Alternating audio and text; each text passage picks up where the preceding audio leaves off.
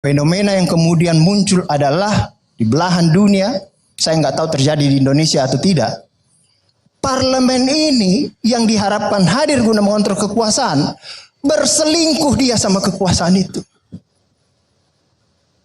Lalu kemudian rakyat mengatakan, di mana siapa yang menyuarakan suara kami? Parlemennya pun merapat sama kekuasaan. Saya nggak tahu ini mirip atau tidak. Ketika di negara kita, satu-satunya sumber utama parlemen adalah partai politik. Yang kita sudah berikan kursi kepada partai politik, duduk di parlemen sana.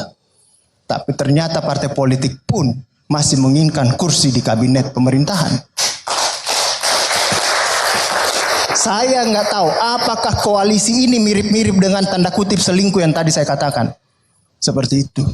Dalam kondisi seperti ini, maka kemudian kita putus asa, kita sudah kasih kekebalan. Wah, ini sekarang kita kritik pemerintah berbahaya. Mulailah muncul kekuasaan baru lagi. Ada kekuasaan informal yang muncul. Kekuasaan pers. Orang sebut ini kekuasaan keempat, Bang Karni. Inilah yang kemudian menjembatani kita nih. Mengontrol kekuasaan itu. Inilah yang kemudian kita perhadap-hadapkan dia dengan kekuasaan itu. Membantu umat manusia guna mengontrol kekuasaan yang tadinya kita sudah mulai kehilangan asa kepada parlemen.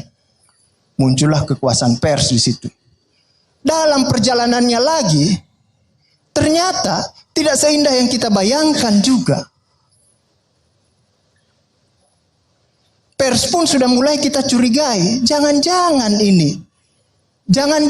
ini ikutan berselingkuh juga, ada cinta segitiga antara parlemen, presiden, dan pers.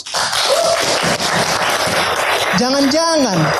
Mungkin ini jangan-jangan, makanya di Twitter Bang Karni dimaki-maki mulu, dibully-bully juga di situ. Saya belum tentu saya benar ini Bang Karni. Jangan-jangan ya. Jangan-jangan seperti itu.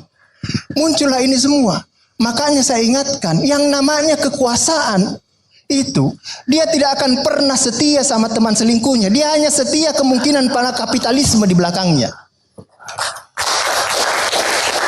Makanya wajar ketika isu penghinaan presiden ini, semua menggeliat, termasuk pers pun menggeliat. Yang tadinya soal biasa memasang foto Pinocchio, mulai juga cemas semua pers terhadap ini semua. Inilah yang kemudian harus hati-hati. Karena kekuasaan itu yang paling sulit kita pisahkan adalah dia bisa berpisah sama parlemen, bisa berpisah sama pers, tapi sulit kita pisahkan dengan cinta sejatinya yang namanya kapitalisme.